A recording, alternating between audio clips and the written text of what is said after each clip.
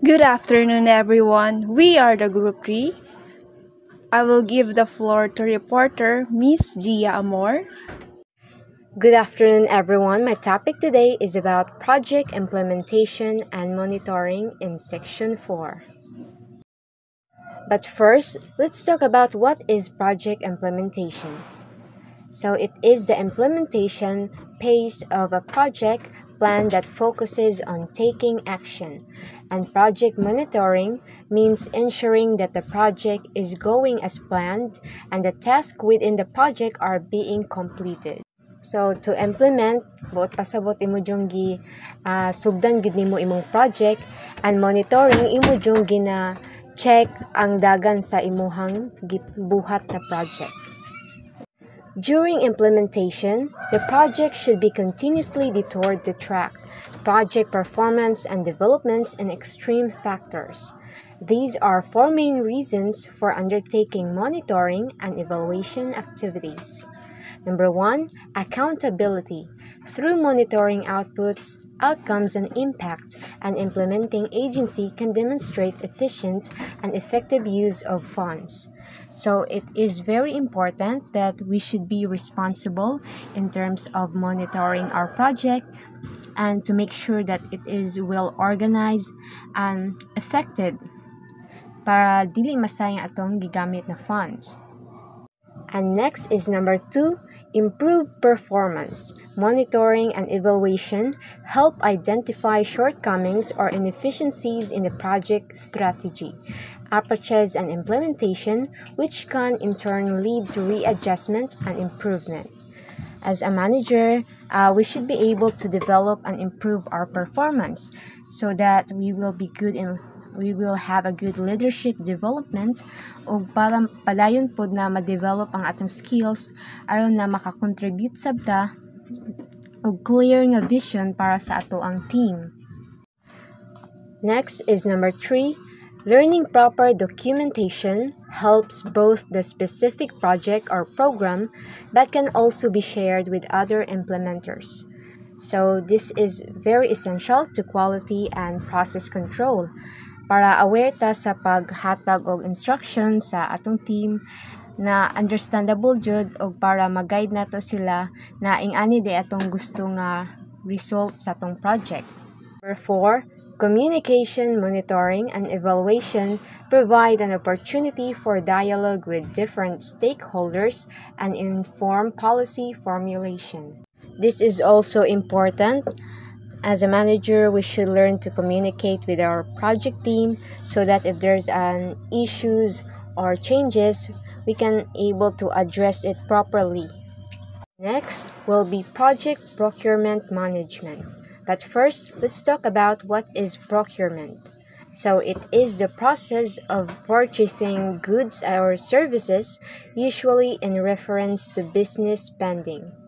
And management is directing and controlling a group of people or an organization to reach a goal. Now, what is project procurement management?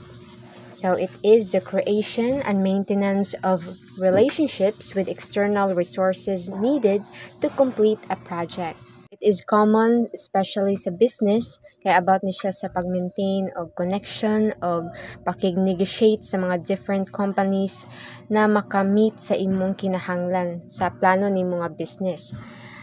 Like dapat legit, convenient, o affordable, o nindot jud ang quality na ihatag sa imong supplier. And also, para ma-achieve nimo ang goal sa imong project. Now, buying new services or products for a project should also be factored in to minimize wastage funds and related resources and make sure you get the best value for money. You must ask at least 3 different suppliers for quotes. Use the cheapest supplier if they have the same specifications. So, kung isa ka procurement manager, ikaw jud ang responsible sa pag-budget ug sakto sa imong kwarta para sa imong expenses. And also para ma-focus jud nimo ang dapat nimo i-priority para mahuman gyud ang imuhang project. So usa sa imong bahaton dapat mag-research or mag-inquire jud ka sa 3 different suppliers. O kung kinsa tong naay pinakabarato na mohatag og presyo o naasab didto ang imong gipangita nga supply, mao gyud to ang imuhang mao gyud to ang imong kwaon, or didto gyud ka makig-negotiate. Now, if the purchasing process is managed well, substantial savings can be made. This can be spent on other important processes such as consultation and skills transfer.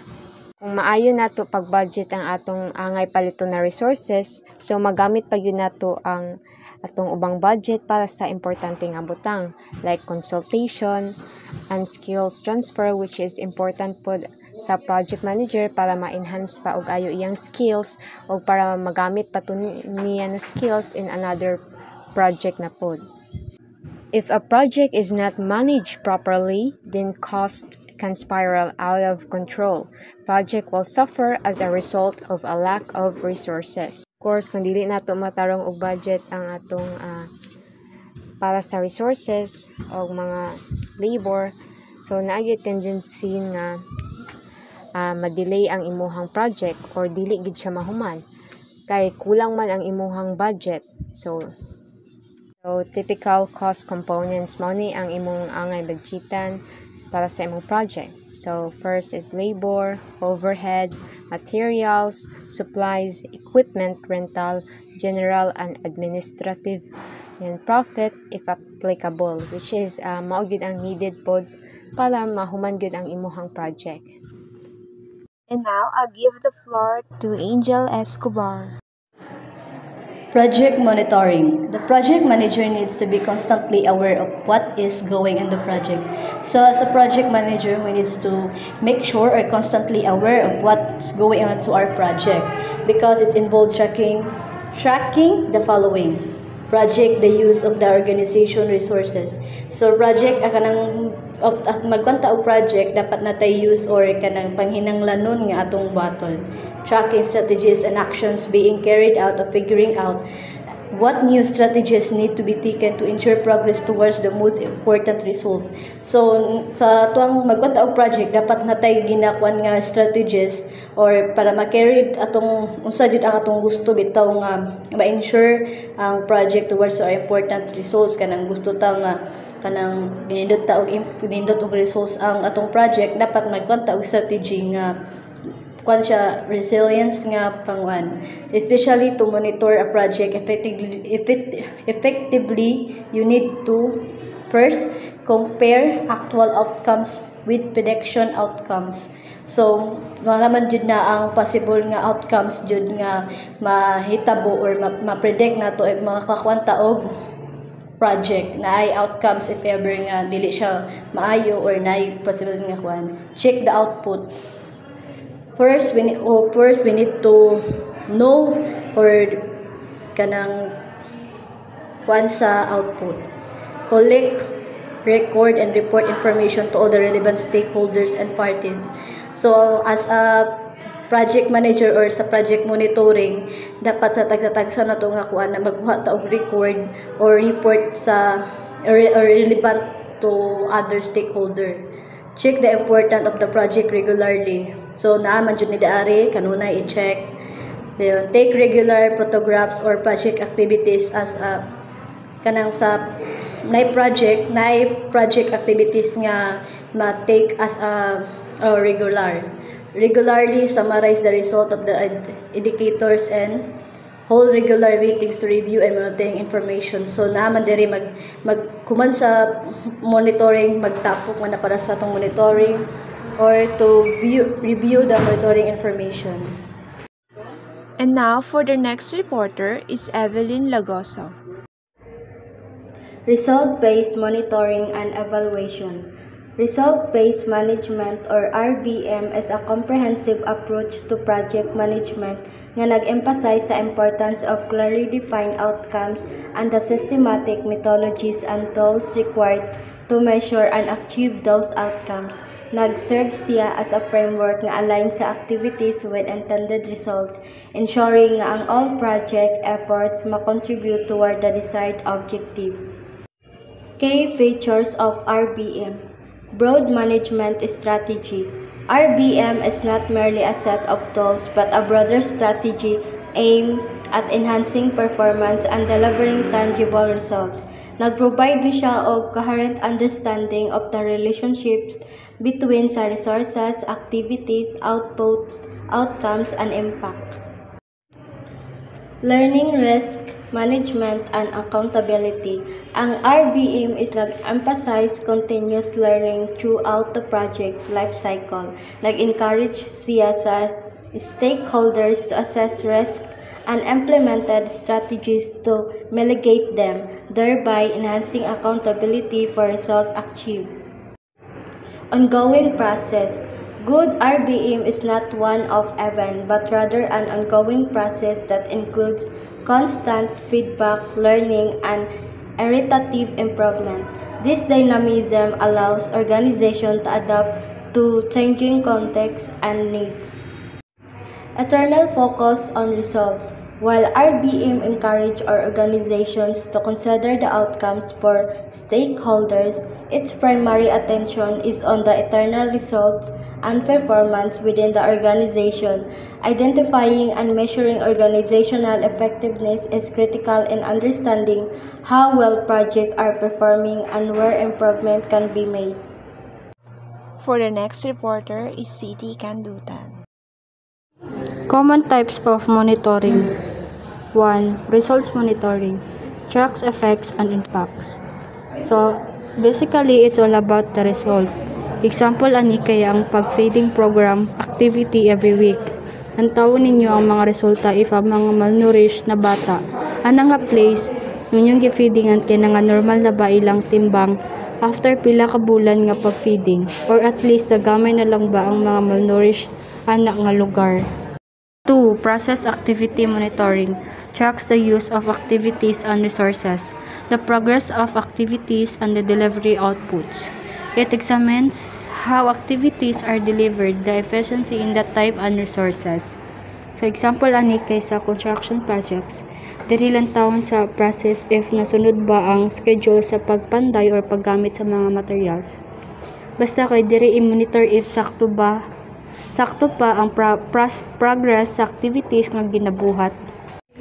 3. Compliance monitoring ensures compliance with donor regulations and expected results, grant and contract requirements, local governmental regulations and laws, and ethical standards.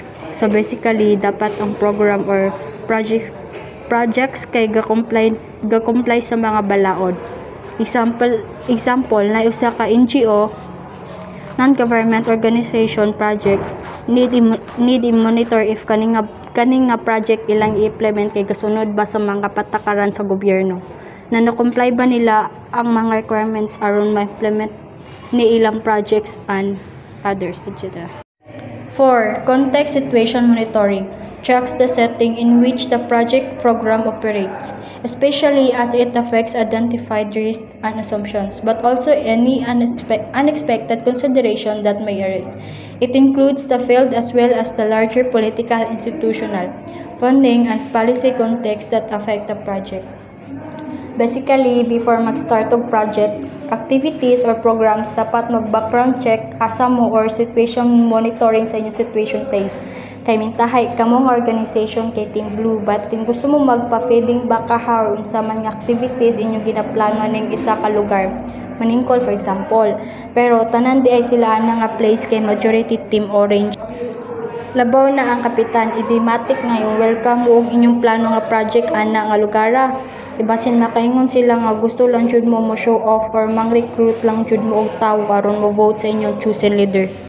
5. Beneficiary monitoring tracks beneficiary perceptions of a project. It includes beneficiary satisfaction or compliance with the project program, including their participation, treatment, access to resources, and their overall experience of change. So it's all about feedback from the beneficiaries regarding sa inyong programs or activities. You have to monitor the feedback sa mga tao aron ma-aware mo kung nasatisfied ra ba ninyo or kung wala magganian na sila complaints, at least makabalo mo.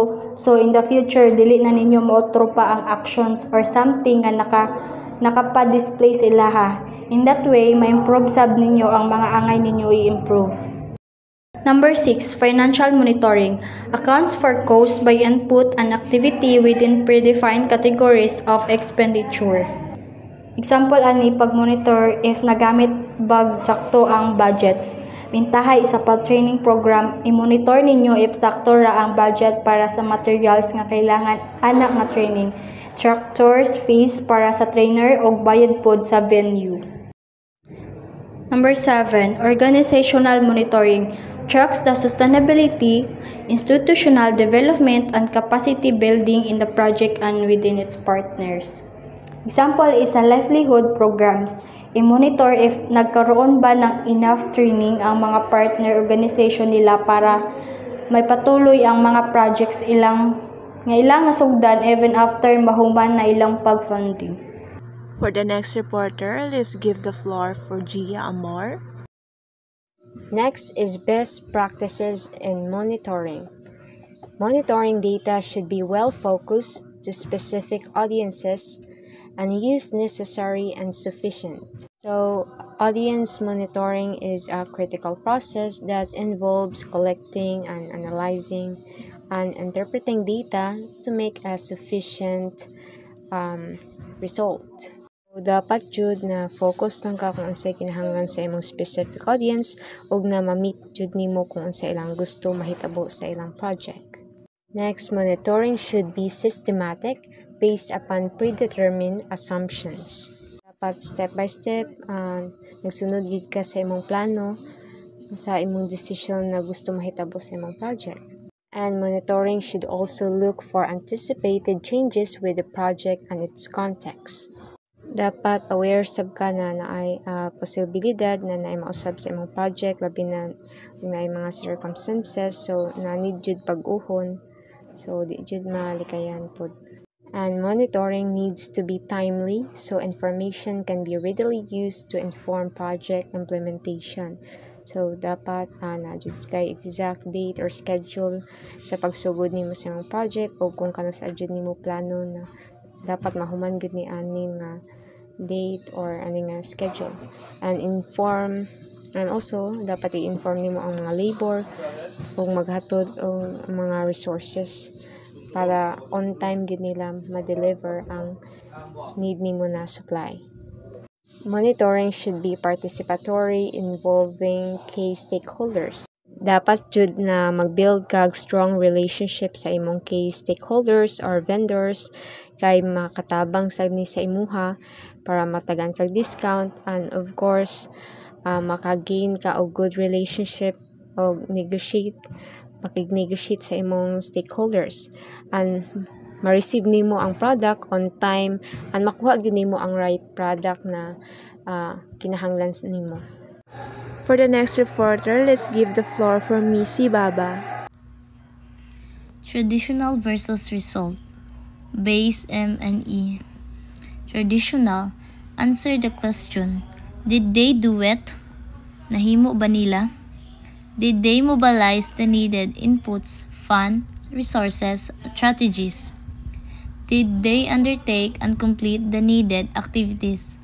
What actually took place? Successful kaya ilang buhat? Nahuman kaya nila? Did they deliver intended outputs, the product and services produced?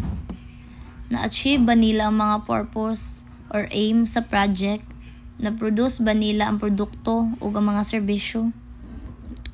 Focus on monitoring how well project, program, or policy is being implemented. Mas gina-focus sa mga traditional sa kung pag-unsa ang mga implement or na-implement ang project. Result-based defines to address Ang result-based naman ang gina-advise niya kay kung unsa jud ang mga outcome mismo sa project even if na-input ba kaha tong mga resources or not. So what? So what if needed inputs were mobilized? So what if the activity have been taken place? So what if the output have been generated? A result-based system provides feedback on the actual outcome and goals of a government action. Answer the following question. What the goals of the organization? Are they being achieved? After achieve the goals, unsa kaya ilang ma-improve para manindot ang project program? How can achieve be proven? Result focus. Mas gina-focus din ang mga results sa project. For the next reporter, Roemi Aldohesa. Project Program Evaluation. Project Program Evaluation.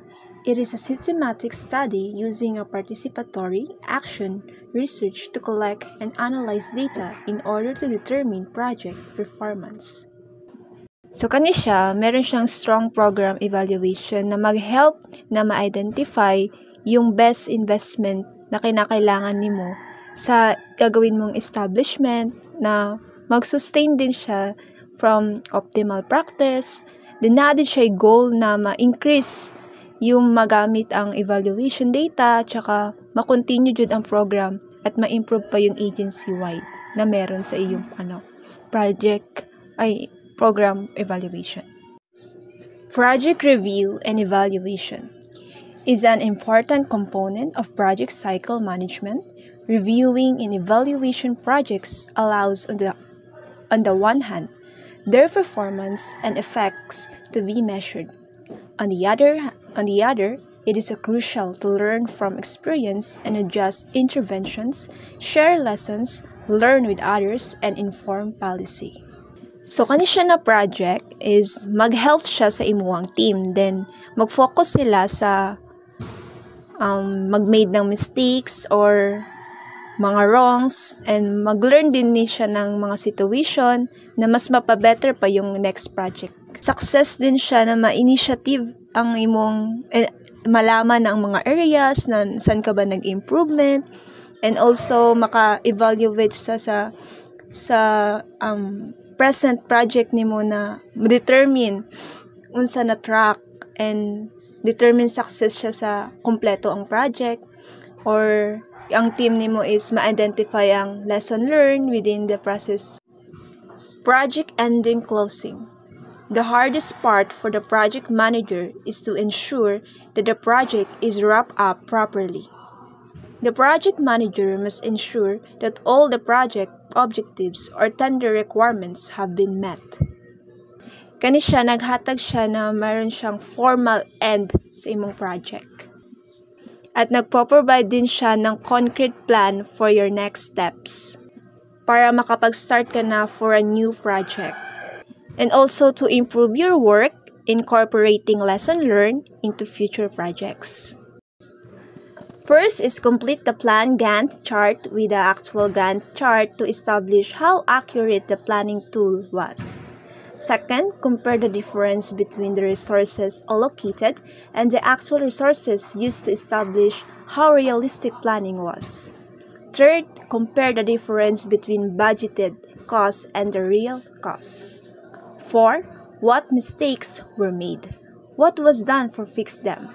What should be done differently in the future? 5. What went better than expected? Why? Can this happen again? 6. Evaluate the management and control functions. 7. What new methods were used? What worked and what did not work? What should be used in the future? Last, conduct staff or volunteer evaluation. To conclude, my sinabi kanina, it is a Gantt chart na sa project management tool na meron siyang illustrate work, completed na din siya. Then, over the period of time na sa relation to the time plan for the work. Ang Gantt chart, meron siyang start and end dates like tasks, milestone, dependencies, between siya sa tasks and assigns na and more. Siyempre, importante yung project closure kasi siya yung nagpa-process na mag-allow ng tie-up loose ends, then ready na na-deliver yung project outcomes to the client, and also mag-report din siya ng outcomes internally. And make sure din nila na contracts are signed and paid, finalized, and clean up the files. Impact assessment is the systematic analysis of significant or lasting changes, positive or negative, intended or not brought about in the people's lives by a given action or series actions. So, kani siyang impact assessment na siya planning and decision-making tool. Nag-use siya for assess the potential positive and negative effects na mag-propose ng project nimo. Kaning impact assessment, may consider din silang wide range factors and proposed measure na mag-mitigate project siya adverse sa imong effects. Again, we are the Group 3. Good afternoon and thank you for listening.